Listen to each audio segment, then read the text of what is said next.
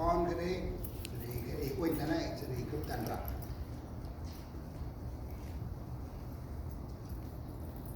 năm cu Sarah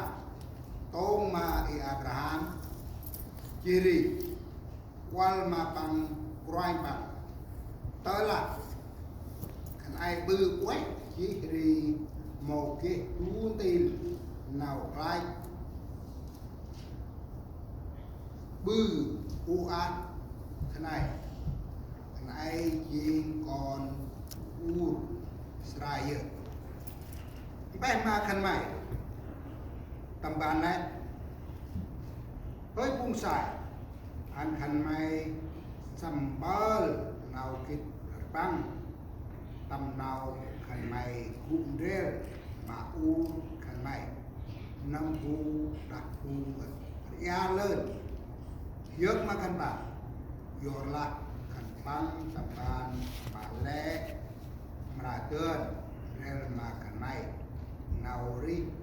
bước nào dụ cái mà lời ăn cái nào quay mà nào khẩn mày bữa sáng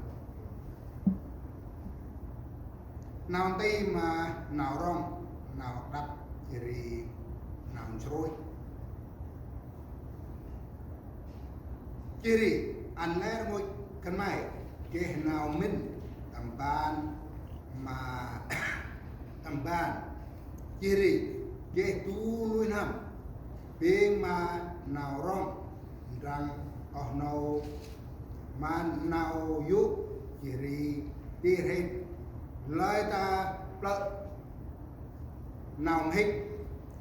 mà nào hết của mỗi lại lợ xếp mà nào tập rác mỗi là mà nào tập rác brandu qual gì khăn mày cái mà khăn mày chơi đơn nào một ton vô là tới là bú nầm ôi rong mà nào đi kiri sau na quét mà ăn bằng khăn ăn bằng cân biết bằng lời người nào hết kiri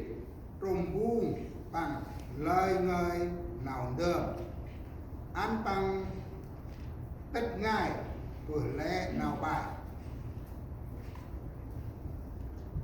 kiri bữa nào quét ăn bằng chuối nào đập pan kiri tình đúc vô là mắt quanh bra quên ta cùng song sang kiri tô bằng cặp yết mà nào cặp bằng của sao biết là mũ mặt quanh bra mà lê đừng đặt phun hết cái lo hèn thì đấy nó sẽ thành ngày bị mất cướp tâm rê bằng đu tầm khối rồi tin rê tầm nào mình làm ngơi nào tầm rong nào tầm giúp thì nào tầm ni bước mày làm ăn mà cũng nghe ăn lẽ ngôi mà con thì mà lẽ ngôi cùng nhập mày buổi tình cát thì bư lẽ nào mày nào hoàn thành gì lẽ cái nó hình tin thế nào còn mày làm cùng ra làm lao cũng hiểu và lẽ nào yêu mình ôi mà còn cháu nào mày làm người ta bảo tiền làm hay bự người ta làm người nó phải mày bảo nó thực hành là thực bài ý gì mày ta quốc nào hèn tây tầm ôi nào mất to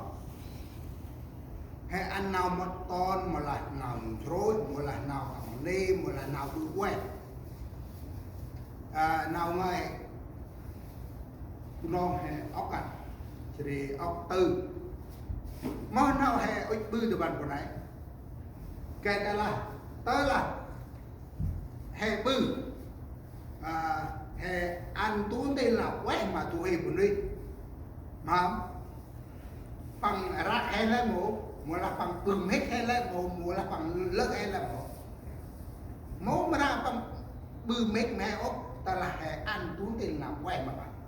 mùa là ăn đơ mùa là ăn bư cao bằng một là bằng tua huê pra rốt hè được bằng lột lợn xích là có hẻm này buri cái bằng lại theo ấy chúng thấy mỗi cái mà hè bư tầm rần đây móc ton mà brandu cái mà brandu lợn xích nào là quay mà bù này nào móc ton mà brandu nào hãy kịp nào mưa sao kịp nào bờ kịp nào tâm ngập kịp nào rong kịp quên nào brandu ngờ ốc tiền nào quay bạn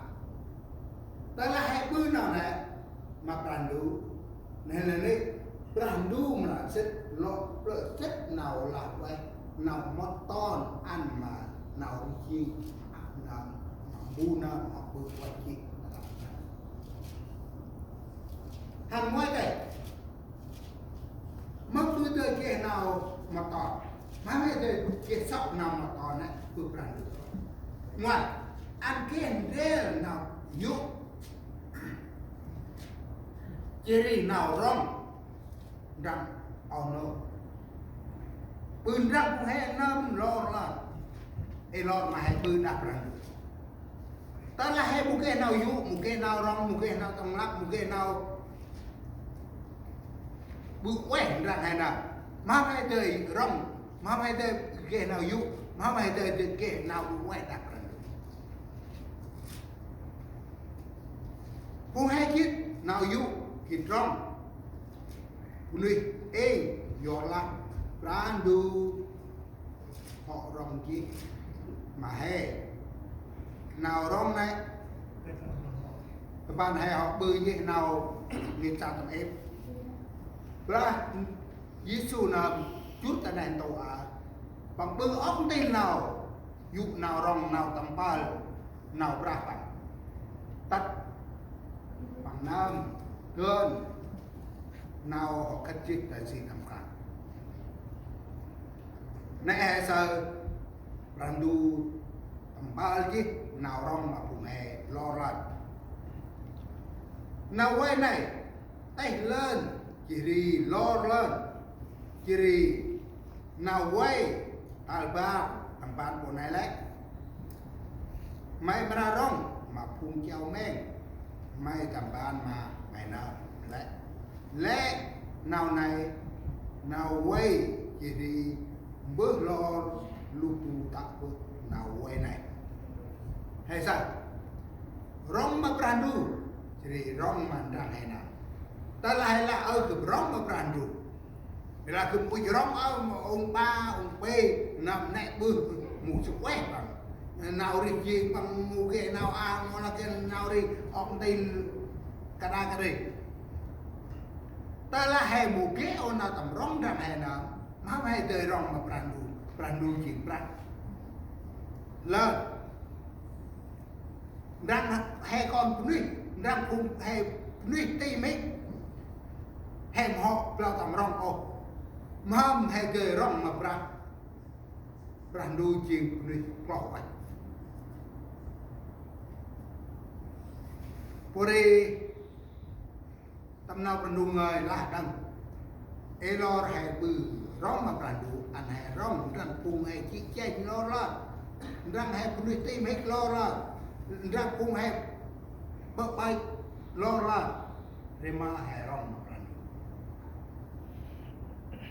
bác chị anh kia nào kia hay chỉ đi nào giúp tên nam đục quay bạc nào giúp tên đục quay bạc ai nào hay bự sedikit mà hay bự đi nó brandu do là bước nào giúp quay bạc anh hay đời kia nào đập ăn ốc tin nào quay brandu anh mà nào rong mà nào giúp bạn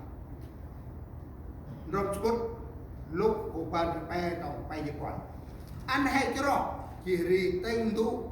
nào quay bạc mới hơi cùng cực rong ơi lấy tâm hôn rằng khăn này nơm bè là ăn khăn mày ăn mà nào cả núi vô là cái nào chế chế mà cướp dơ nào hôn cụ cướp dơ mà là ăn nào khư hay sao tâm nào bên đông gì là cái bàn của ai một khai ô rằng hè lộc tập lao một là về phù ra hè lo ra phù một là phù ta hè ta phù một khai ô ta nào bên đông lá tại anh phù ta anh phù ra anh phù nếp mẹ biệt là na plau buộc hè chỉ Brandu